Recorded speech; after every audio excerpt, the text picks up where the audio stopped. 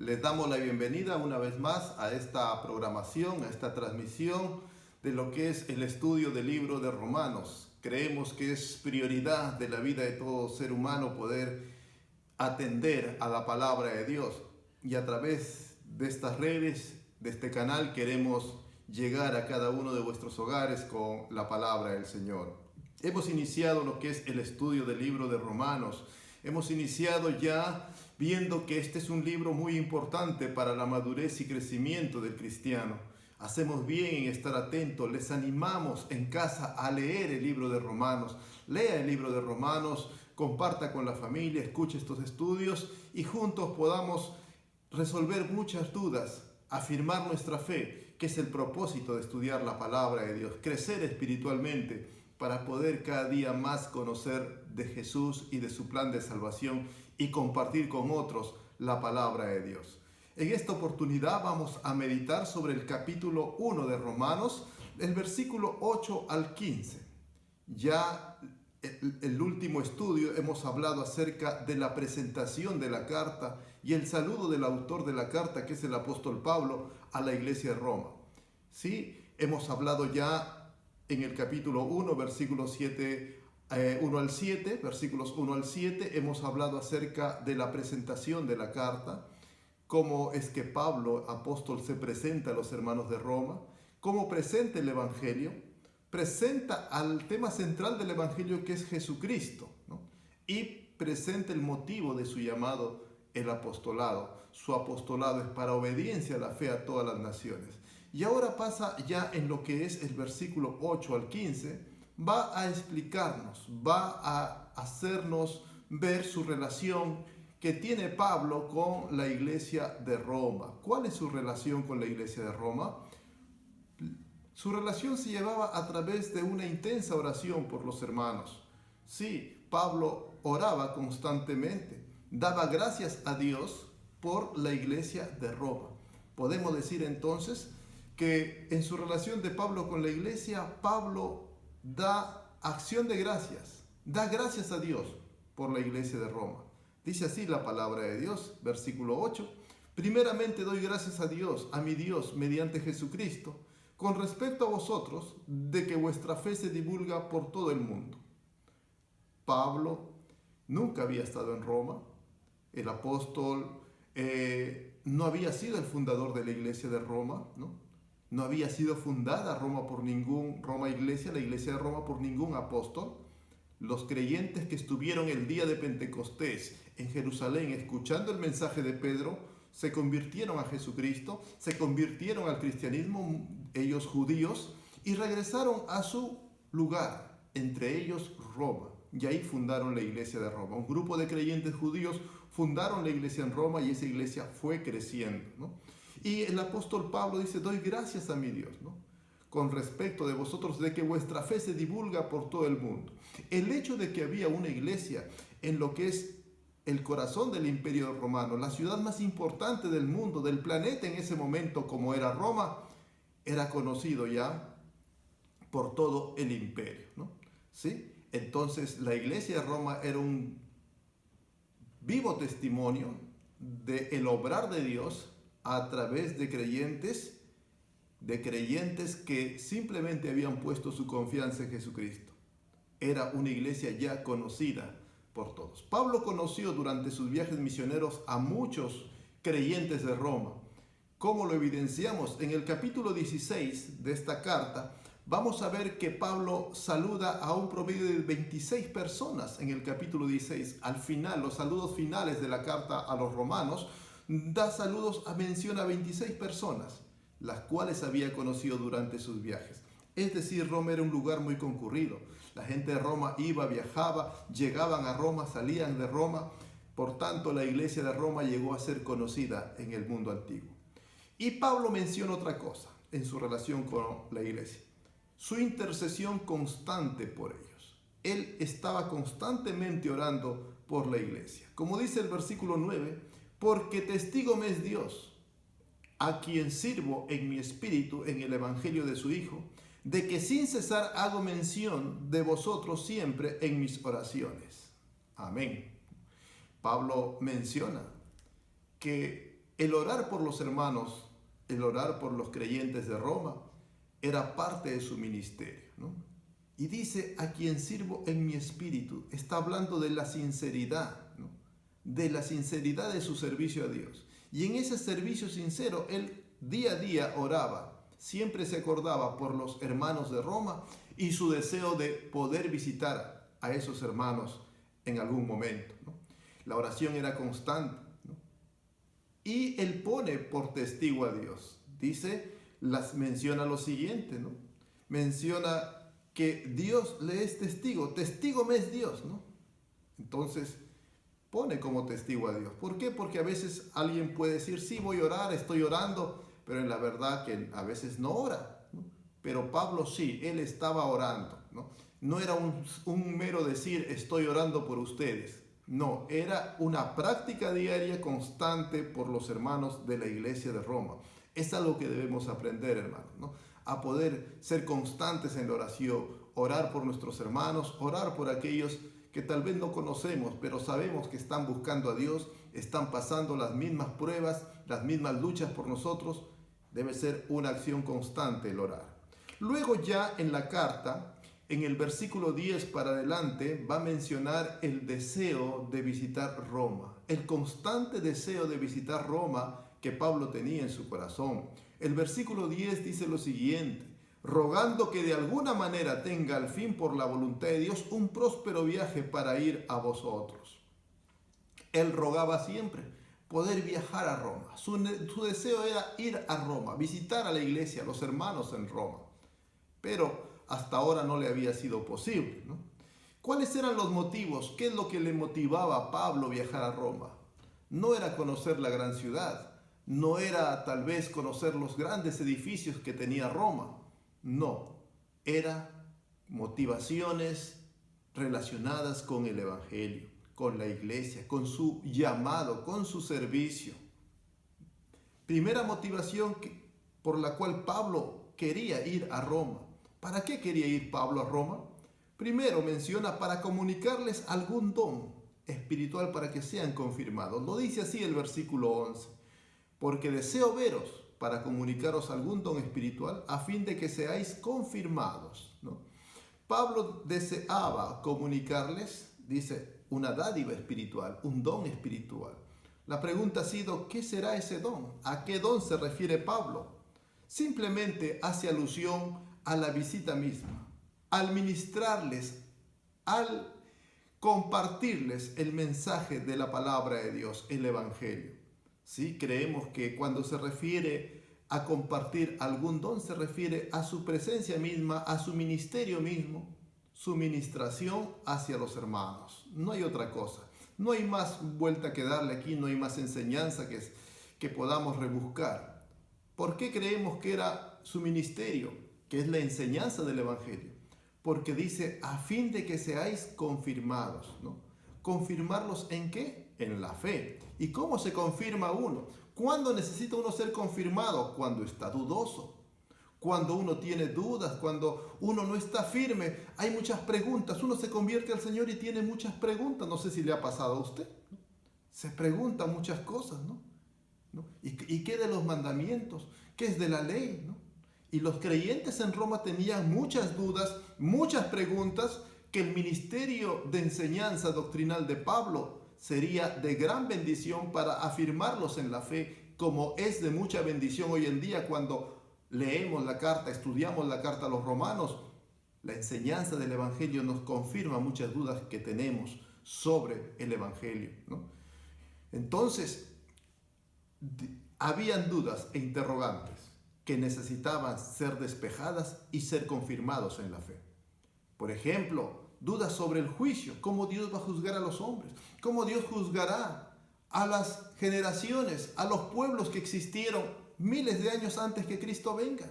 ¿No le ha pasado por usted la mente cómo juzgará a la cultura china? ¿Cómo juzgará a los incas? ¿No? ¿Cómo nos juzgará a nosotros? ¿Cómo juzgará a los judíos? Por ejemplo, esas dudas las despeja en el capítulo 1, capítulo 2, capítulo 3. El juicio de Dios a los hombres, por ejemplo, ¿no? Son dudas y son preguntas que tenemos que, cuando usted estudia el libro de Romanos, son afirmadas, sus pensamiento, su conocimiento del Evangelio y de ese Dios justo. Preguntas como la salvación en el Antiguo Testamento. ¿Cómo era la salvación en el Antiguo Testamento? ¿Cómo es en el Nuevo Testamento? ¿Hay diferencias? Estaban en duda muchos creyentes en lo que es Roma y también hoy en día. Preguntas, dudas que necesitan ser despejadas. El libro de Romanos lo hace. La visita de Pablo a los romanos, que tenía tantos años, tanto tiempo ya preparándola de antemano, tenía ese fin, afirmar, a fin de confirmarlos en la fe, ¿no? Dudas sobre la circuncisión en cuanto a los judíos, ¿no? La circuncisión, la ley, las costumbres judaicas son necesarias para la salvación. ¿Qué papel juegan dentro de la salvación? La ley, ¿no? El pecado, la carne, ¿no? ¿Cómo funciona eso? Somos libres ya del pecado, ¿no? Decimos que ya no estamos bajo el pecado, pero aún sentimos la influencia del pecado. ¿Qué relación hay eso con la salvación de nuestra alma? Preguntas de ese tipo. Pablo las escribe en la carta a los romanos. Otras preguntas como Israel. ¿Qué será de Israel? ¿Será que ya terminó Israel? ¿Ya la nación de Israel no va a seguir para adelante? ¿Será que ya terminó Israel y ahora es la iglesia en lugar de Israel? ¿O persistirán la iglesia de Israel hasta el final de los tiempos? ¿Cómo serán estas cosas? Los últimos capítulos de lo que es el libro a los romanos, Pablo explica y aclara estas cosas. Por tanto, había muchas cosas que tenían que ser despejadas, dudas, preguntas, y eso los confirmaría, y eso a nosotros también nos va a afirmar en nuestra fe en Jesucristo. Pablo menciona otra cosa más en su deseo de visitar Roma, no solamente para confirmarlos a ellos, sino que él también sería mutuamente confortado, dice el versículo 12. Esto es para ser mutuamente confortados por la fe, que nos es común a vosotros y a mí. Así como la iglesia de Roma sería afirmada, consolada, afirmada en el Evangelio, el hecho de ministrar a otros, el hecho de saber, Pablo, que la iglesia estaba afirmada, confiada ya en la palabra de Dios, eso le daba también a él una confortación, una consolación, una paz interior, una realización. Se sentía satisfecho Pablo. Sería también confortado él cuando él enseña la palabra.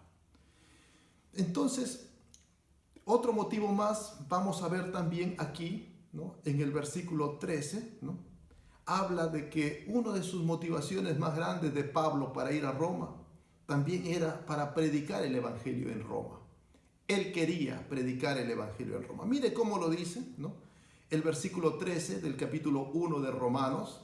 Pero no quiero, hermanos, que ignoréis que muchas veces me he propuesto ir a vosotros, dice, pero hasta ahora he sido estorbado, para tener también entre vosotros algún fruto como entre los demás gentiles. A griegos y a no griegos, a sabios y a no sabios soy deudor. Así que en cuanto a mí, pronto estoy a anunciaros el Evangelio también a vosotros que estáis en Roma. Pablo había propuesto muchas veces ir a Roma. Había tenido ya las maletas listas para ir a Roma, como se dice. Pero de alguna manera, por algún motivo, Dios no permitió que Pablo aún vaya a Roma. Aún no se lo permitía, ¿no? Creemos que Dios es quien tiene el control de todas las cosas. Y aún en este viaje de Pablo, Dios tenía propósitos mayores. Si tal vez Pablo ya hubiese ido a la iglesia en Roma, tal vez no tendríamos esta carta hoy en día. Tal vez el viaje prematuro de Pablo a Roma hubiese sido de gran bendición para los hermanos de Roma. Pero tal vez no tendríamos esta carta que hoy día no solamente fue de bendición para los hermanos de la iglesia de Roma, sino para los cristianos de todas las épocas. Hasta que Cristo venga, esta carta va a ser de gran bendición para todas las generaciones de cristianos, de creyentes que existan durante toda la historia de la iglesia y de la humanidad, ¿no? Por eso Pablo dice la expresión, me he propuesto ir, ¿no? Él había trazado sus proyectos, sus planes, había hecho todos sus planes para ir, pero no llegaron a concretizarse. Mire, Dios trabaja así en muchos momentos, ¿no? A veces pensamos que todo tiene que ser ya a lo seguro, que todo tiene que ser una revelación de Dios, un sueño, una visión, una profecía en voz audible. Hay momentos que Dios habló con sueños al apóstol Pablo, le dijo, no vayas a tal lugar, sino anda a tal lugar, ¿no? Hay momentos en que Dios se le ha presentado a Pablo de manera visible. Jesús se le ha presentado a Pablo durante su ministerio de manera visible y le ha hablado en voz audible el mismo Señor Jesucristo y le ha enseñado el Evangelio. Pero hay otras circunstancias en que Jesús no se le presentaba en voz audible. Él oraba por un proyecto, ir viajar a Roma, por ejemplo, y no había ninguna respuesta. Simplemente él sabía que tenía que actuar de manera responsable y tomar la decisión correcta. Y en el momento en que Pablo tomaba la decisión correcta era ir a Roma. En este año me toca ir a Roma, decía, propongo ir a Roma. Planificaba o lo ponía en las manos del Señor, pero no resultaba el viaje, ¿no? ¿Será que Pablo no estaba en comunión con Dios? De ninguna manera. Simplemente que Dios, su forma de actuar de Dios es de esa forma. Dios actúa en la manera como Él quiere. Él prueba nuestra paciencia, prueba toda nuestra paciencia y nuestra manera de ser a través de su trato. Él prueba a Pablo, ¿no? Él planifica todo, pero no salen las cosas. ¿Será que Pablo se lamenta? ¿Será que va a entrar en ayuno hasta que Dios le diga por qué no ha ido a Roma? No, simplemente acepta la voluntad de Dios. Si no ha salido este viaje es porque no es la voluntad de Dios todavía, dice. Y punto, ahí queda. Y sigue su trabajo, sigue su labor. Es algo que debemos aprender nosotros, ¿no? A veces no nos sale una cosa y nos empecinamos. ¿Por qué será voy a entrar en ayuno para que Dios me diga por qué no pude ir a tal sitio?